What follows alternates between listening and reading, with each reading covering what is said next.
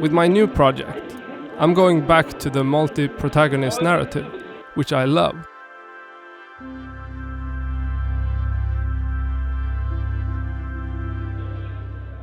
Having made a feature about one character, I now feel comfortable telling a story of somebody's life in just 1 minute about one character, and I can still bring emotions into a viewer. But that's because I've tried it, and I've kind of mastered it for myself at least. Maybe I never do a single protagonist feature again. Maybe I want to go back to it before this project is over. I don't say never. Anyone who isn't willing or open to change their mind every second isn't open to learning. That's all I focus on. Becoming better step by step. You should too.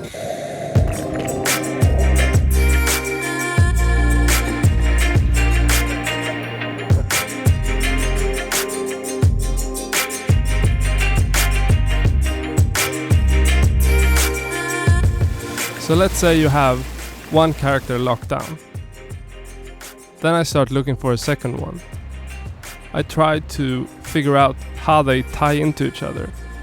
Before, I've only had a theory of who the 4 characters could be. I think about what the theme will be. What's the essence of the story and why? Why am I the right person doing it? Why is it different than what others have made? There are tons of questions to ask. Eventually I find answers to a bunch of questions, and after that I manage to put that on paper, and I go out and find the rest of the characters. Most of the work is research. Has there been crackdowns now during the last couple of days?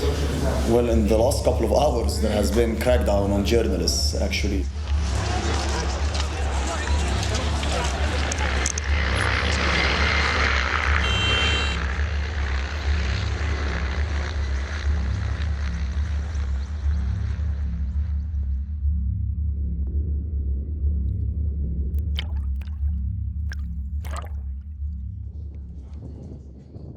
I'm not a big fan of writing everything beforehand, because I think I'm the best as a director when I'm reacting to things that are new to me. It creates a nerve and authenticity in my work that I love, and I think it pushes through to the audience. And it doesn't have to be technically perfect, but everybody will have their way. Let's say you've either developed your story or you've written your script. How do you go about making a short from that script or treatment? Okay, so maybe some of you wonder what a treatment is. You basically write a story narrative in a simplified script form. You could also do outlining if that's your cup of tea. I use both, but often my outline is more visual, like a scene-by-scene storyboard type of thing. Then my treatment is a shorter script that I work from and use to apply for funding.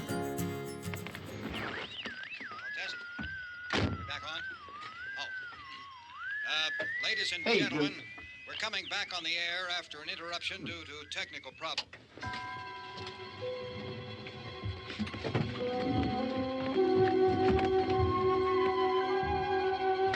So once you have a treat or script, you need to think about how to make it. If I was to start out today, this is how I'd make it. First, I'd focus on developing a plan to reach 10,000 subscribers on YouTube. Why 10,000? Well, that's when you can access YouTube Spaces. So what do you do when you're not close to 10,000? You do the same, but on a lower level.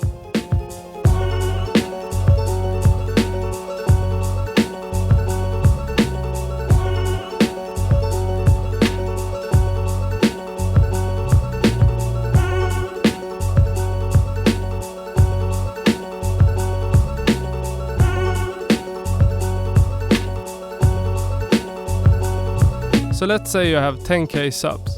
You have a pretty solid network that you've been building over the years with other YouTubers and filmmakers. Some you speak to every day, others you've never even met. Start talking to them about collaborating on a short film. Like a big project, but a short film. See who's interested. As soon as you do hit 10k subs, you head to your closest YouTube space and activate it. There you can borrow equipment, even red cameras and proper studios. All they want is for the project to be destined for YouTube.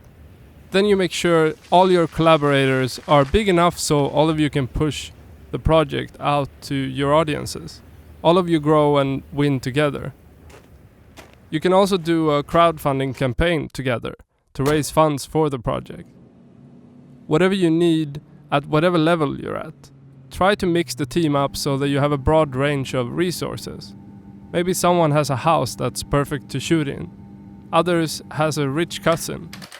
Someone can bring a big milk sponsor if you write a milk scene into the movie.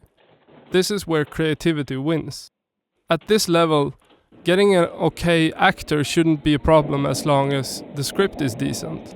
Try to bring on as big of an acting name as you can if you're doing fiction. Get influencers or membership groups involved if you're doing a doc. You need to mobilize the biggest potential audience you can and then count on reaching maybe 5% of that. So the bigger the better, but not always. Often it's about reaching a smaller, more engaged and focused group of people, where 5% go to 30% just because they really love what you do. Try to get access to membership groups that are your target audience. Just getting a partner to promote you in their email list can be huge. To me, this is a future model to make films a success. With time, you'll scale this and do it with brands. Do make yourself and your project attractive. Think about how to make the most out of the production value. Use a great cinematic camera and a DOP to shoot the project. Find talented people to collaborate with. That will raise the production value a lot. Build this community of collaborators instead of focusing on raising a budget. Then once you have that, you have a platform to go to bigger brands like Netflix or people that can pay for you to make films. Then you scale it up and you make a big project.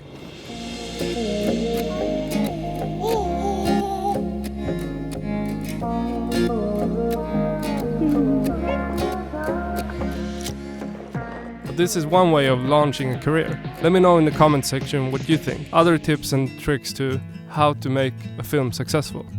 Alright, see ya.